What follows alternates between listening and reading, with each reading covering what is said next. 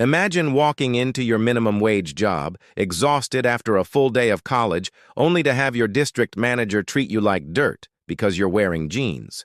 Well, instead of backing down, I decided to give him a lesson in pettiness he would never forget. And trust me, I didn't just follow the dress code. I destroyed it. If you've ever had a boss who thought a tiny bit of power made them king of the universe, smash that like button.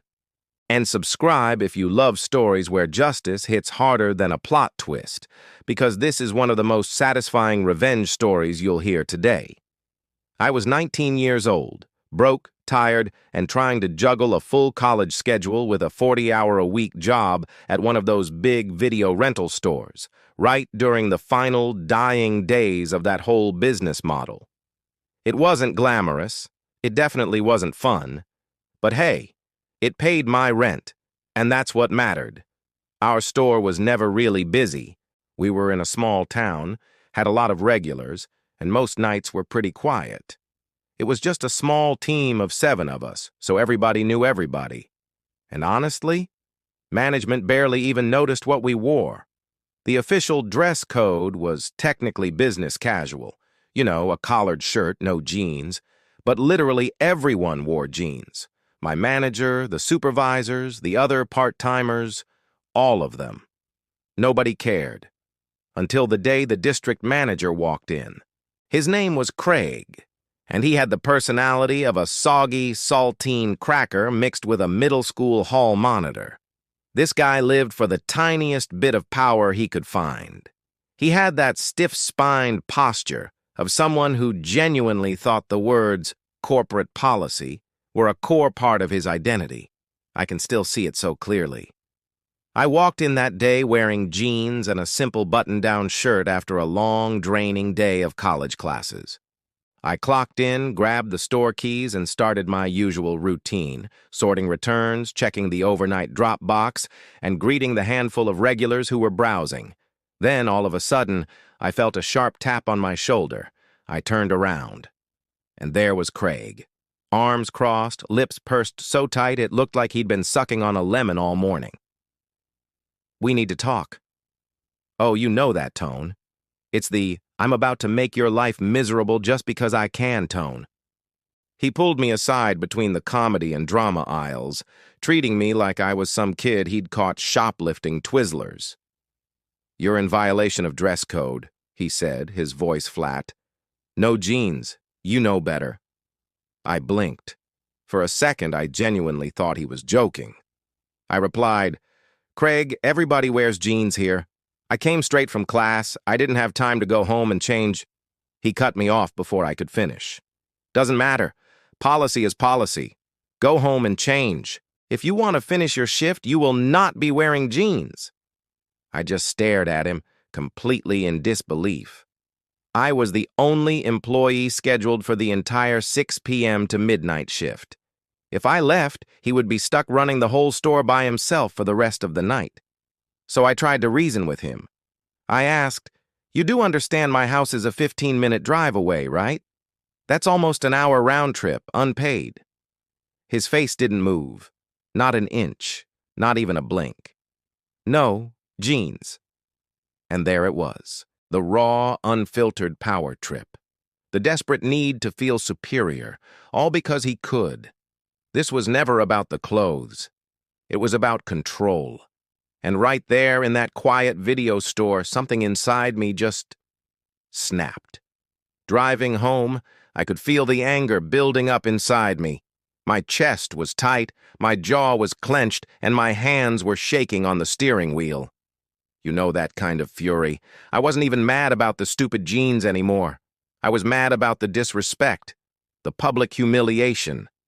The simple fact that he wanted to assert his dominance over me just because he could get away with it. But by the time I pulled into the parking lot of my apartment complex, something had changed. The hot, messy anger started to sharpen. It focused. It became cold, calculated. If he wanted professionalism, fine. If he wanted respectable attire, you got it. If he wanted me to dress the part, oh, I was going to dress the part like he had never seen before. I sprinted into my apartment and threw open my closet. And there it was, the fanciest, most ridiculously over-the-top outfit I owned. It was a full three-piece royal blue suit. I grabbed a starched white French cuff shirt, a striped yellow tie, and a pair of polished leather dress shoes that were shiny enough to blind someone. This wasn't business casual. This was full-blown wedding attire. I splashed on some cologne that I only wore on very special occasions. I clasped on the cufflinks my grandfather had left me. They were real silver. I meticulously adjusted every crease, every fold, until I was perfect. I looked like the CEO of a Fortune 500 company who was about to walk into the boardroom and fire half his executives. And then I smiled, a big, wide grin. If Craig wanted to embarrass me, fine. I was going to embarrass him by following his rules so perfectly, so absurdly, that he would choke on it. The moment I stepped back into that video store, the sharp click-clack of my dress shoes echoed across the entire room. It sounded like a dramatic entrance in a movie. Craig, who was pretending to be busy at the counter, slowly turned around. And his face. Oh my God, his face. It was priceless. He looked like someone had just swapped his coffee with sewer water. His eye started to twitch. His jaw tightened so hard I thought it might crack. He just stared at me like I was an alien who had just beamed down into his sacred temple of DVDs. My actual manager, who had arrived during all the chaos, almost burst out laughing. He had to physically turn away and face the wall so Craig wouldn't see him smirking. Craig didn't say a single word. Not, "Welcome back." Not anything. He just gave me this stiff, tiny nod and immediately pretended that alphabetizing the DVD cases had suddenly become the most fascinating and urgent task on Earth. For the next 2 hours, I worked that floor like I was hosting the Oscars. Every customer who walked in stared. Some of them complimented the suit. A few others asked if I had a big job interview later. And every single time they asked, I looked them dead in the eyes with a completely straight face and said, "I take this job very seriously. If you want to rent movies with respect, you've got to look the part." Craig heard every single word. He tried to pretend he wasn't reacting, but his ears turned bright red. He had absolutely no comeback. He couldn't discipline me. He couldn't criticize me. He definitely couldn't fire me. Why? Because he was the one who demanded I change my clothes. I just followed his orders to absolute glorious perfection. And for the rest of his time at our store, which was months, he avoided me like I was an HR representative holding a thick stack of misconduct reports with his name printed on the front. We never spoke a single word to each other again, not once. Eventually, he got transferred to another district. And that, my friends, was the day that jeans won. You know, sometimes the best revenge isn't yelling, or fighting, or quitting. It's following someone's stupid, petty rules so perfectly that they choke on their own power trip. Was it petty? Yes. Was it satisfying? Absolutely. If this story made you smile, do me a favor and drop a like. It really helps more people find these videos. And tell me in the comments, what's the pettiest but most satisfying revenge you've ever pulled off?